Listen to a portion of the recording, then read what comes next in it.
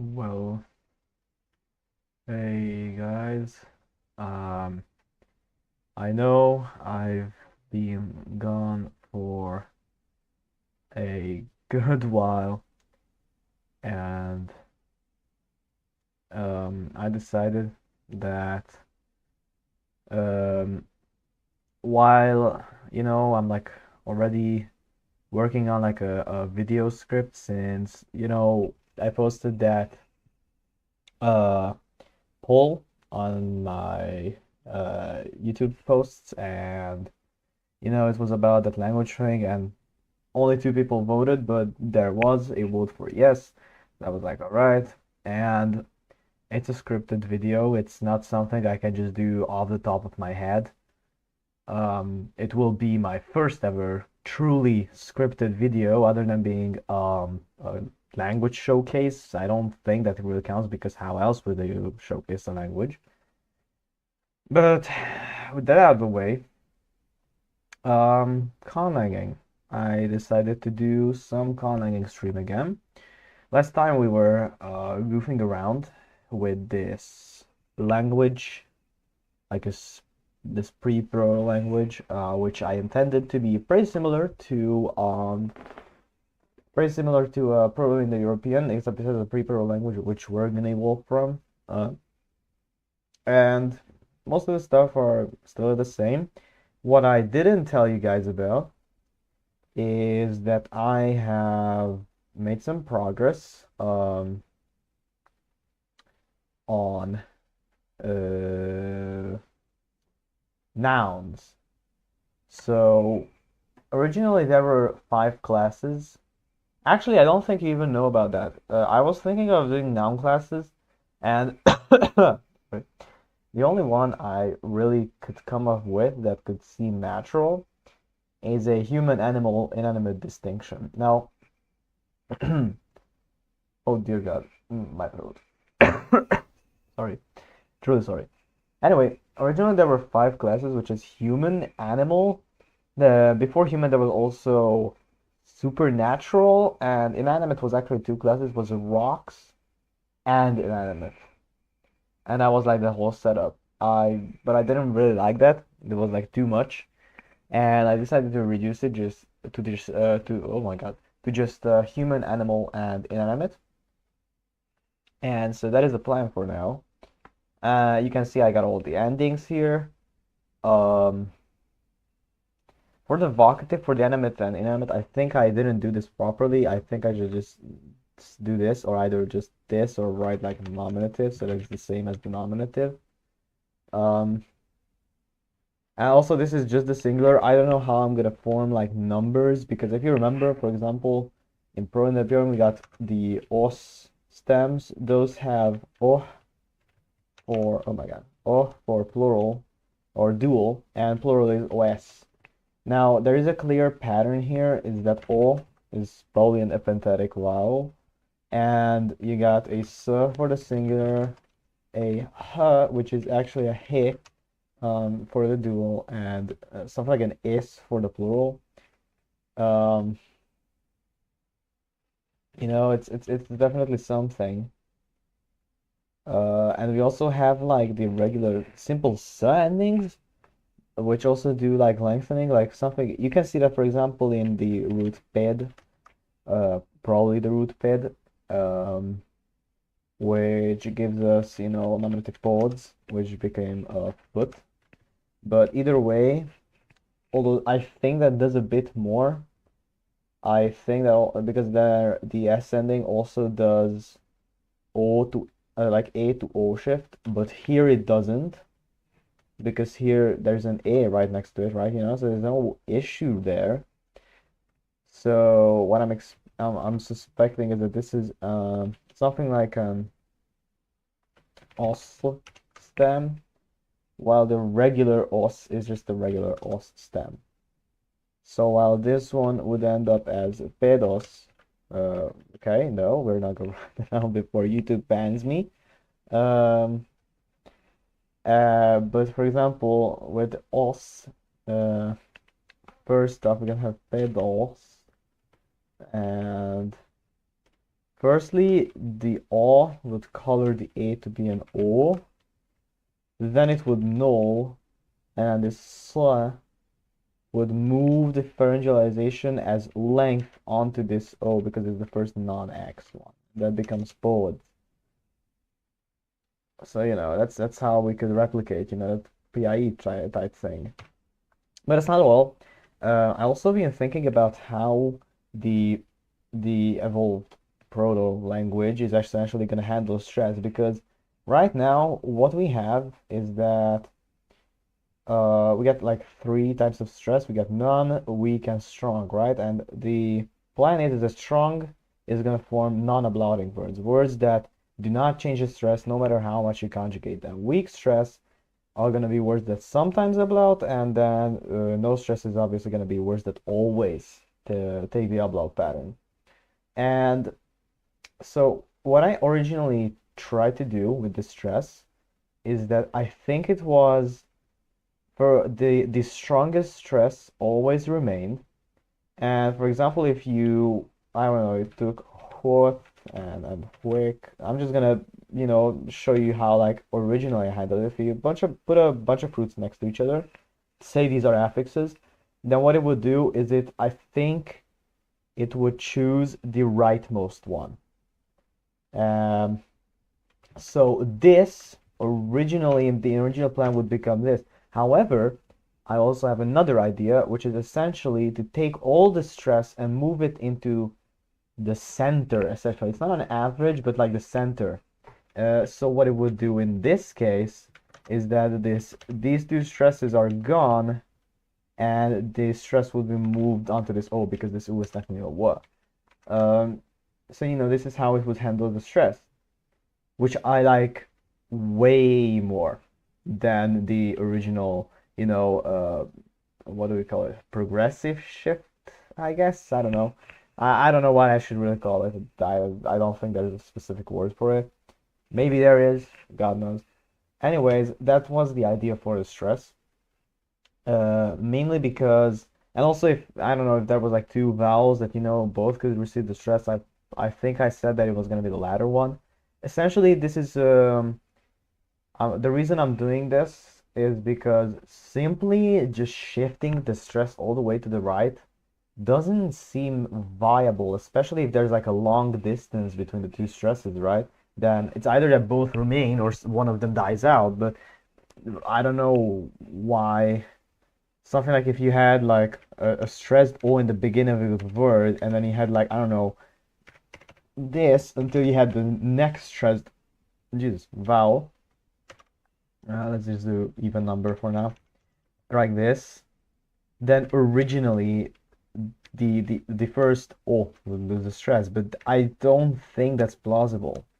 And instead, with this method, both of them would be centralized, and then since there's two left by the end, then you would delete the left one. So, this is what you'd get, which I think is much cleaner, much more likely to happen, and overall just sounds better, I feel like. And also gives us some pretty unique stress patterns in the future, probably.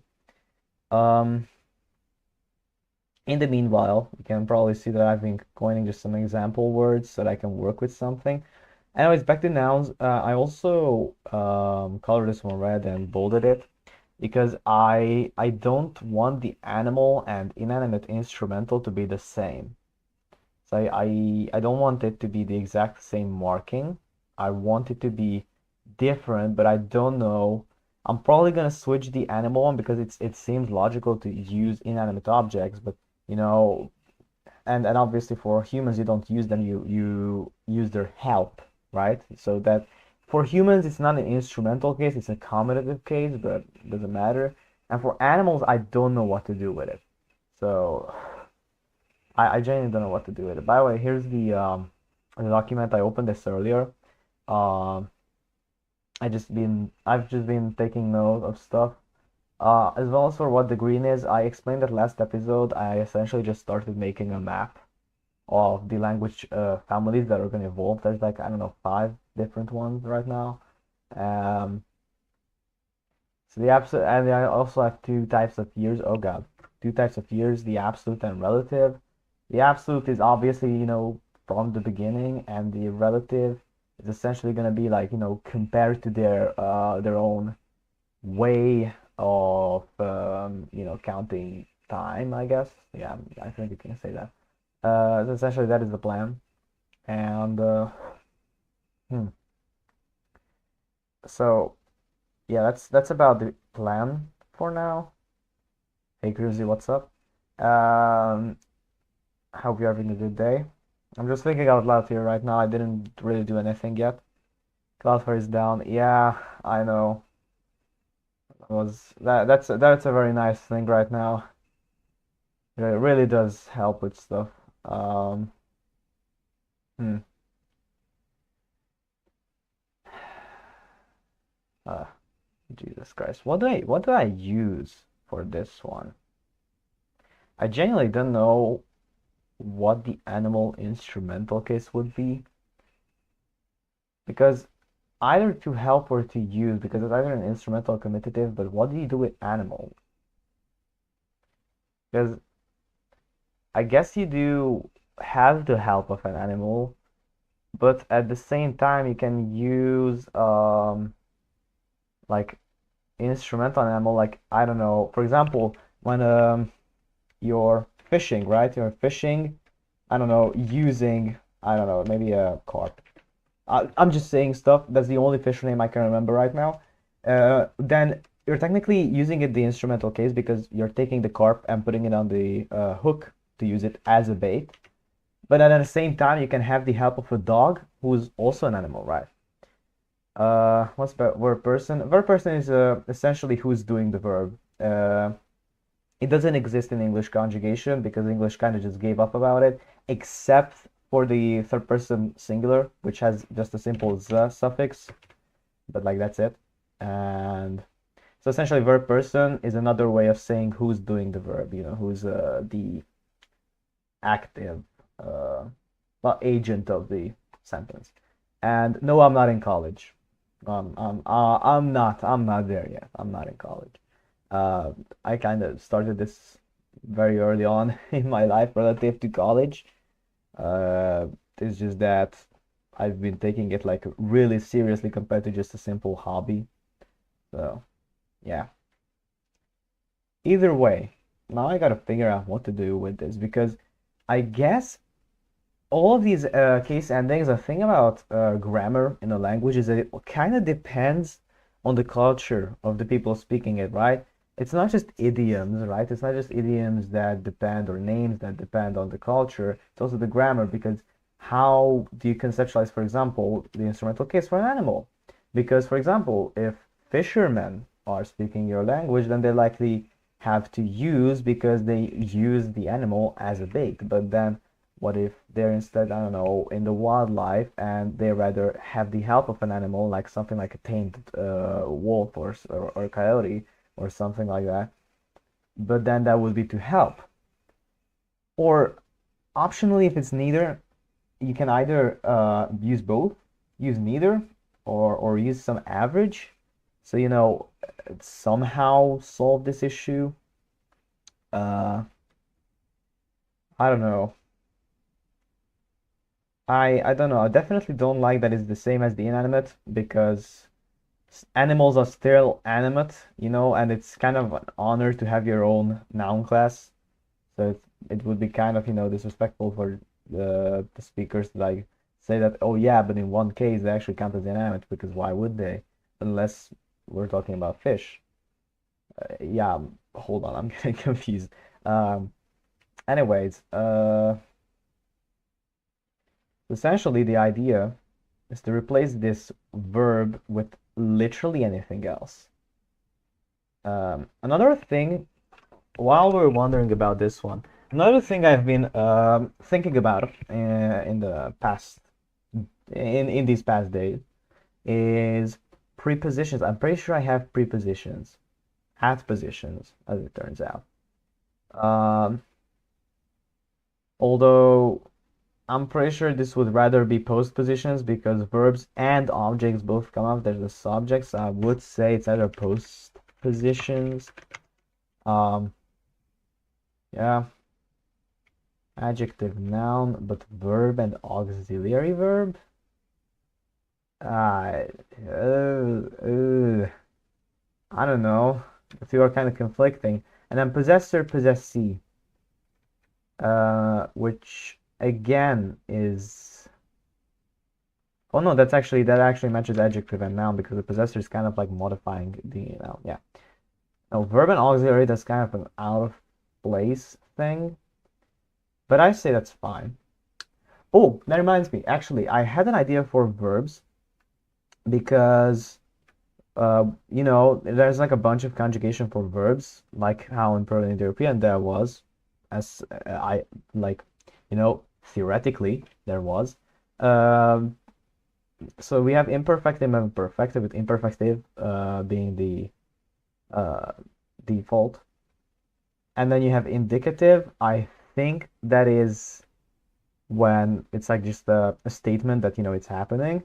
Hypothetic is when it could happen, and then imperative is when you're instructing someone to do this. And the reason why imperative is, by the way, a suffix in verb mood is something in Hungarian. I'm a Hungarian speaker, and something in Hungarian, which is that you can use the imperative not just in the second person. So you don't just necessarily say you do something, because for example, when you're telling a story, you could say that he told me to do something, but in that case, you're not really giving away the idea that it was an imperative back at the time when that person told you to do something.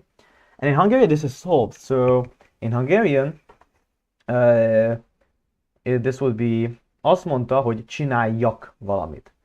So that means he told me to do something, but that is in the imperative. If I just say azt mondta, hold on. Azt mondta, hogy csinálok valamit, that would mean that he said that I am doing something. So it's kind of different because in English and many languages it's kind of limited to just the second person, but in Uralic languages, I think all of them, you can also use it in other persons. Yeah, English is complex. I absolutely agree. It's a mess. It's a grammatical mess, a phonological mess. It's just a mess overall. And no, I don't play Wordle.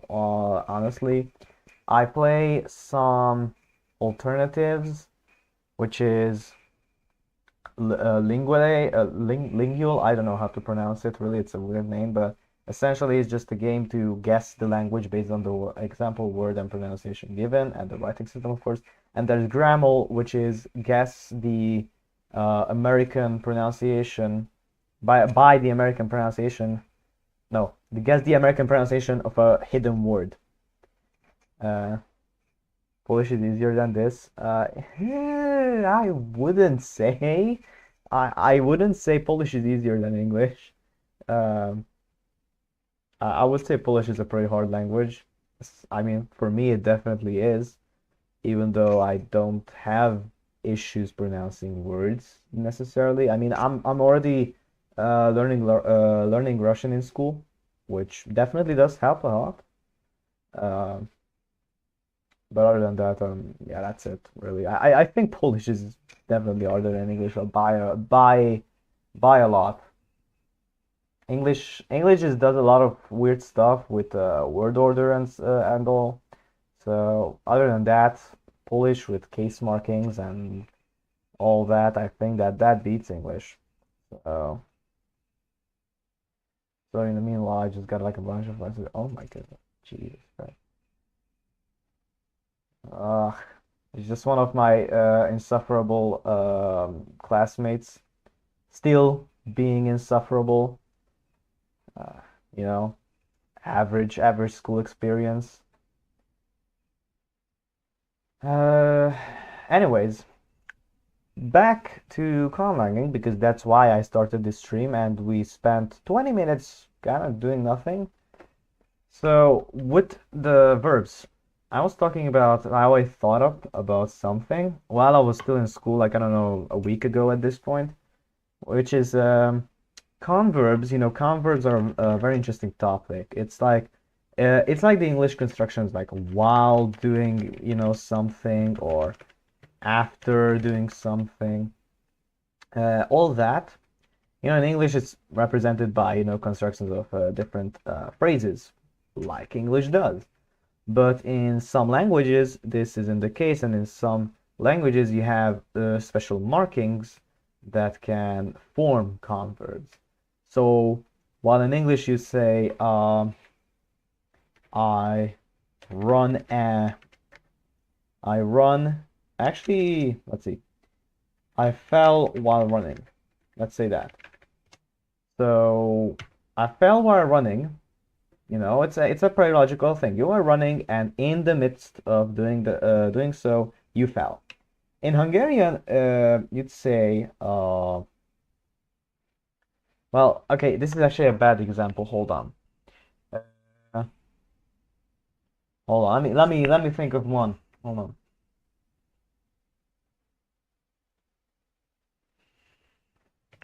For example, saying stuff like "I went." Actually, no. Hold on, because Hungarian doesn't do this. Hungarian actually also uses constructions. I'm just saying things. Essentially, the idea is that what languages that take converbs and like mark them on verbs do is essentially take the verb and like suffix the converb construction onto it, which this would be kind of something like I fell runningly. By runningly felt like, it kind of forms an adverb-ish, I guess. I can say that, I think. So, converbs.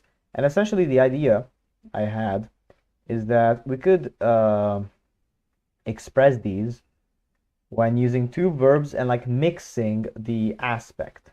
Imperfective, that is continuous. So yeah, that's doing X.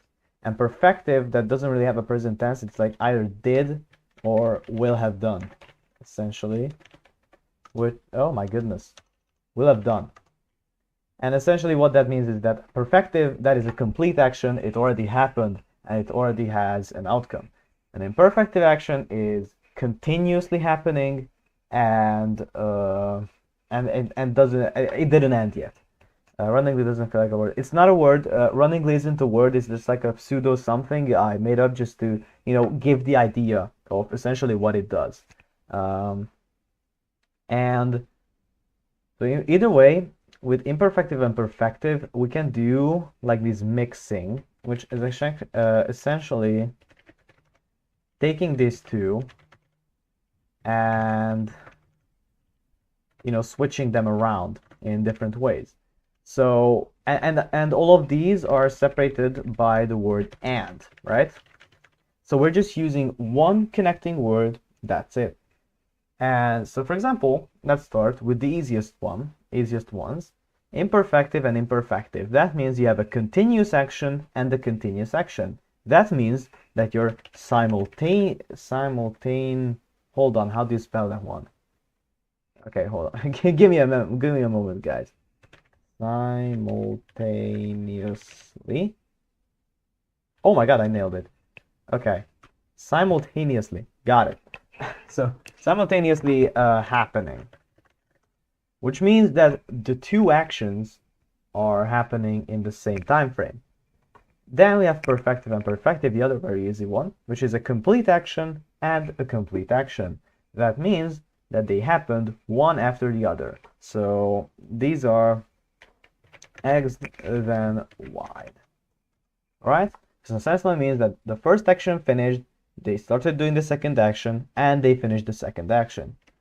Very simple. And now for the more complicated stuff, the perfective and imperfective, mixing the two in this order specifically, that would mean that you did something and then started doing something. So this is X, then started Ying.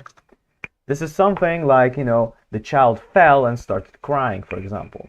Yeah, essentially.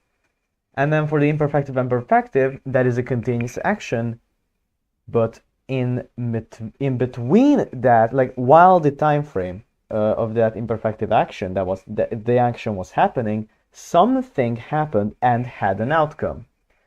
This is so this is the while construction. While xing wide.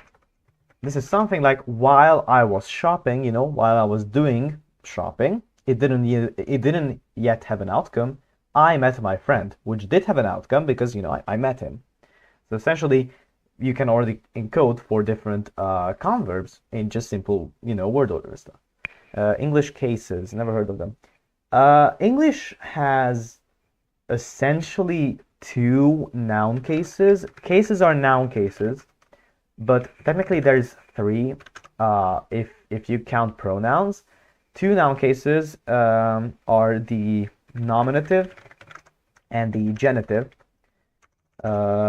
And for so these are for nouns, and for pronouns, you have 3, which is nominative, accusative, yeah, and genitive. Essentially, nominative, that is the agent, that is who does the action. Genitive is a possessor, something like saying something like my pencil, then I am the possessor. I'm in the genitive case. And the accusative only occurs in pronouns. In nouns, they were lost like very early on. In pronouns, that is saying something like me. For example, the pronoun I has I, me, and my, and also has mine, but mine is a mix of the accusative and genitive, so we don't count that.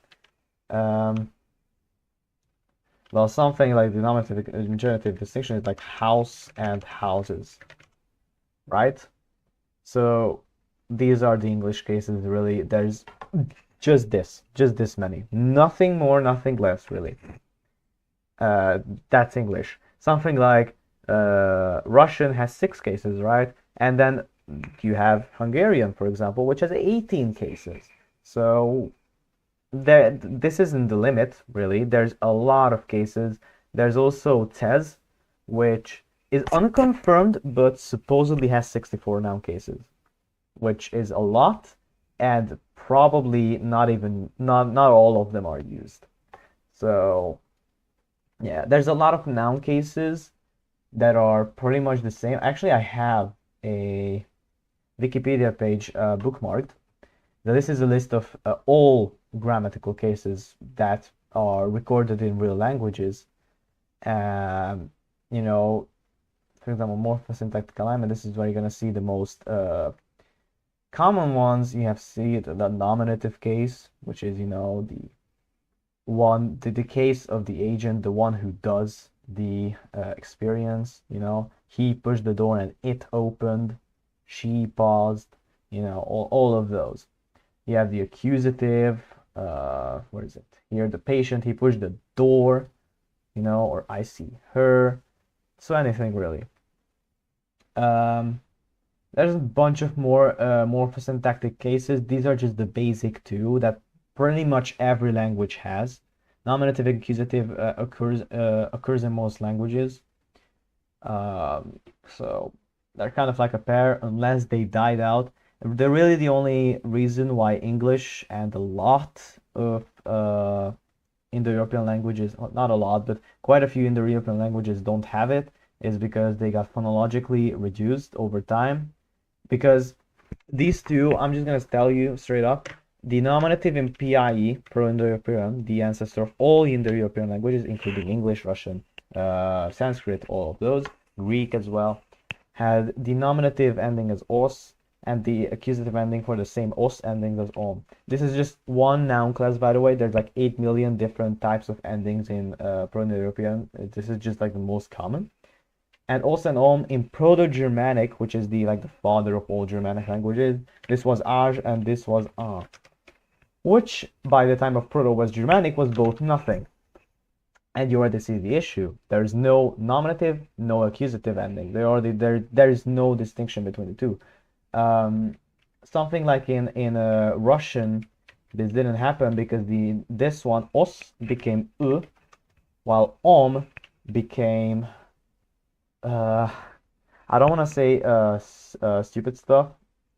I think it became on, but I wouldn't say for sure.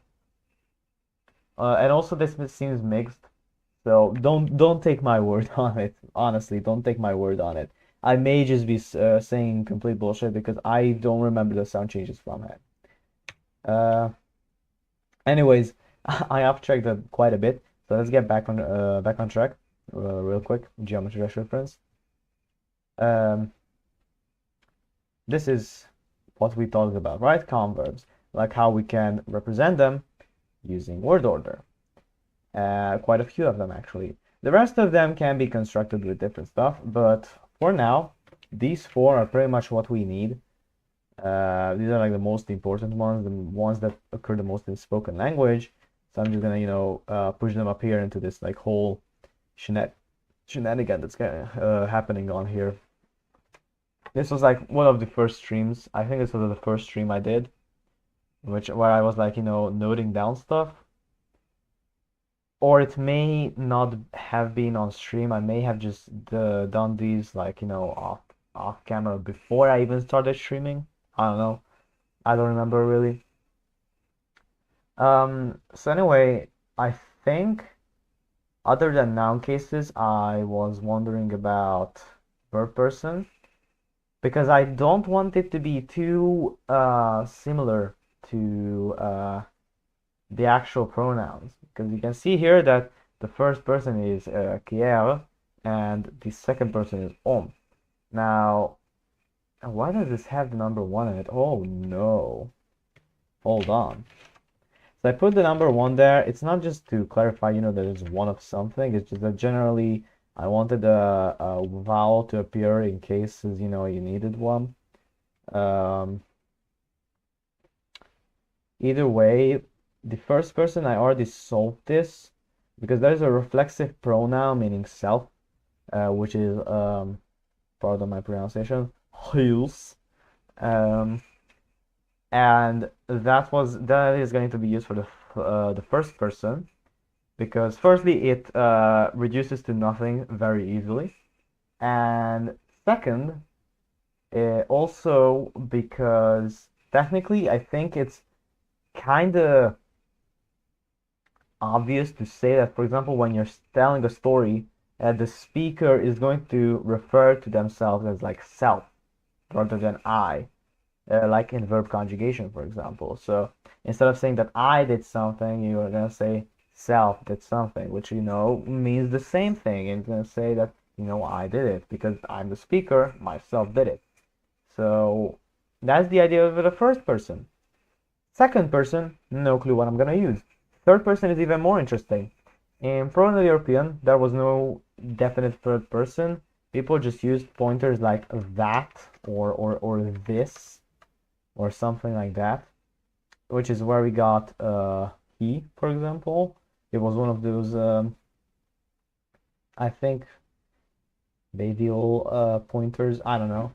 And for the verb, it's probably gonna come from a similar word, meaning something like that or I don't know, there, really anything. And that is the idea for now. Also, thirst, yes, third.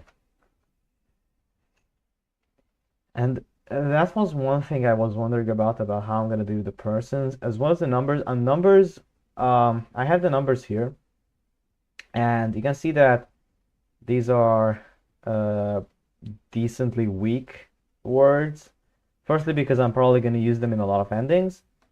And second, hold on. Why did I forget what I was going to say? Second, the number two and the number one, right, they're weak. Yeah, the second reason why they're weak is because they're probably going to be like encased into some like shell to retain their meaning. Meanwhile, the original words are just going to end up as, I don't know, something like ooh endings or something like that to have like dual number and such. So, anything. You finished the thing you were typing. Which one? Which one? Because I was typing a lot of stuff. Also, no problem for being away. That's completely fine. Uh, just for the dual. Because I'm thinking now, what order do we want the words to be in? Do we want to go pronoun first, or like the pronoun in the marking, pronoun first, or number first? So do we say, to I or I uh, to refer to the dual? Great question, right? As well as, just generally.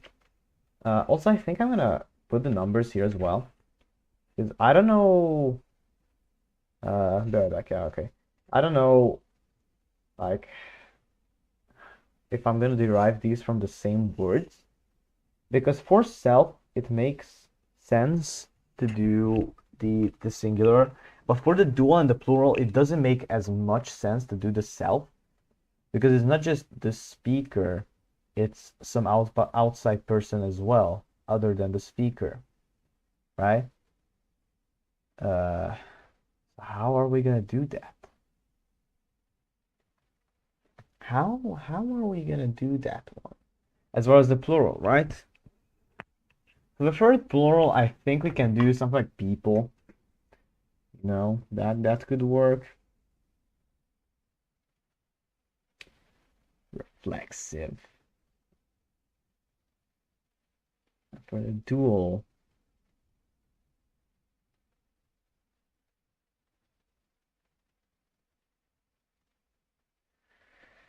Uh, well, that's a challenge. That's something to think about.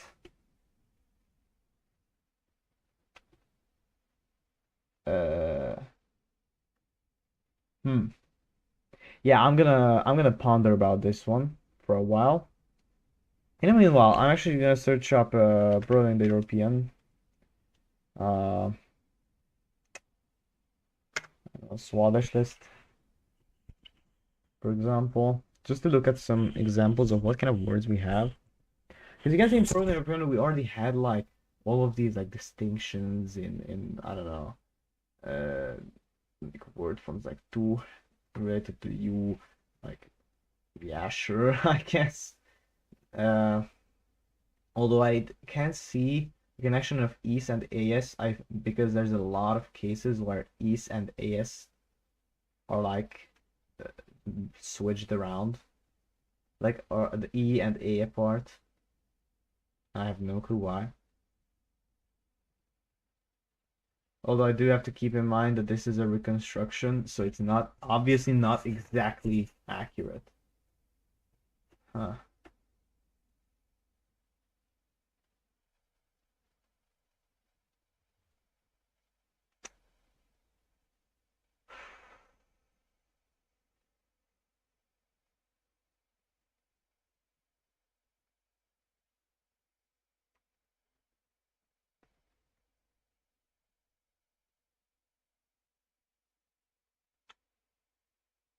Hmm.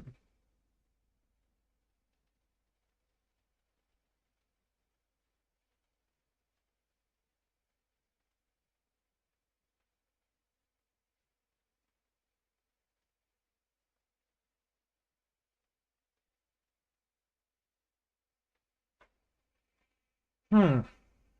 Because another thing is that Proto-Europeans supposedly also had this like monosyllabic root rule, and a lot of words are not monosyllabic.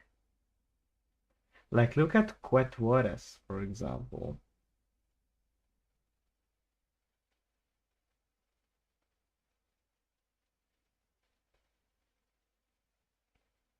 It likely was stemming from quet, right? But like, who's to say?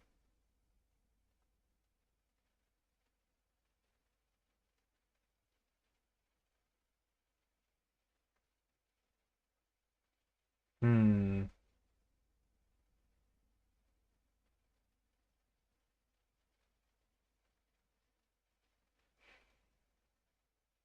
Because that means that it got not one, but two extensions.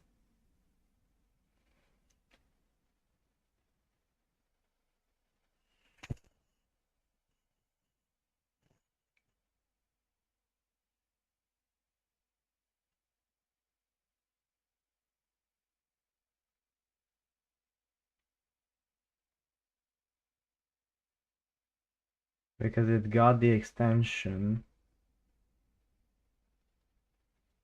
of wo or war and s. S is a plural ending. I know that is why os exists. So s, that's just a plural marker, but war is an extension it got.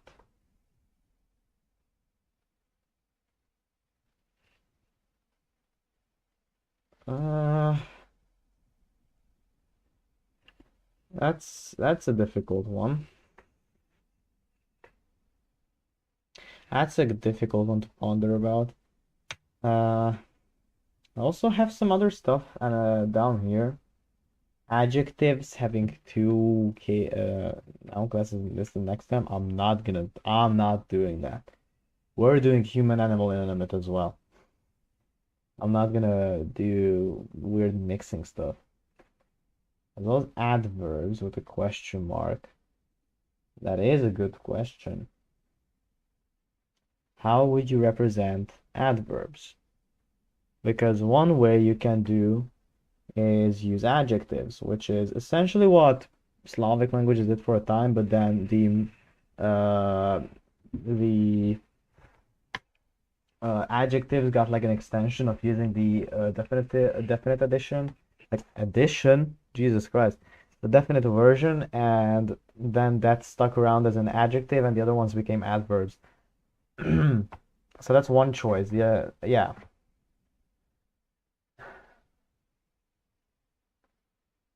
Oh, I know what I was thinking about, like towards the beginning of the stream. I was thinking about postpositions because postpositions are interesting stuff.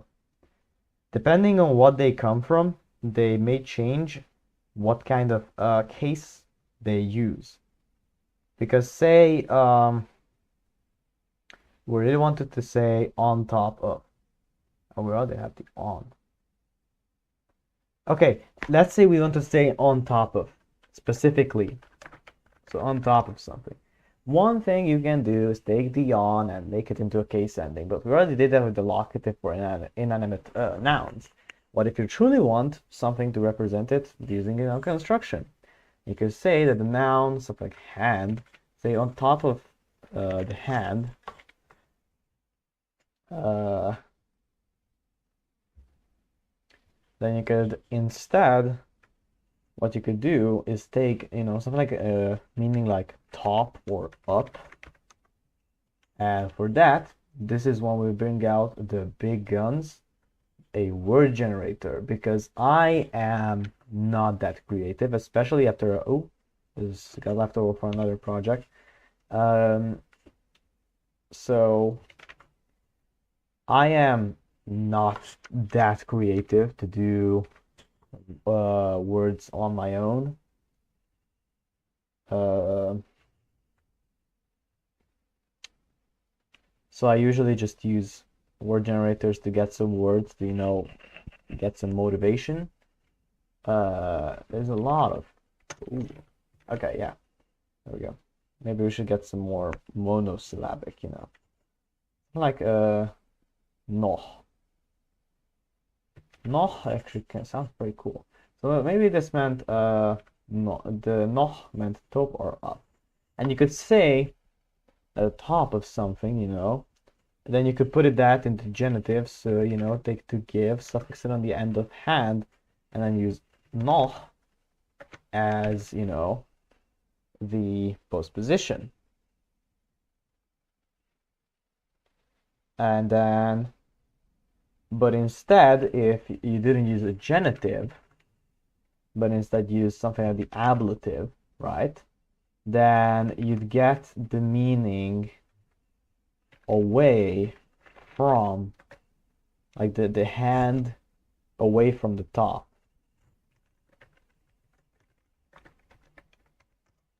Which would kind of like switch around to mean like off of the hand.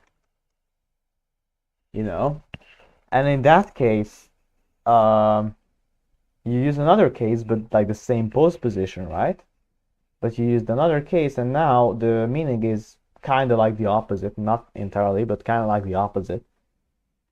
And so that way, with one single post position, we encoded two more case endings.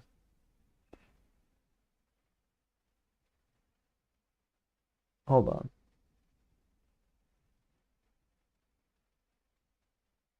Oh yeah, guys, the stream is ending here.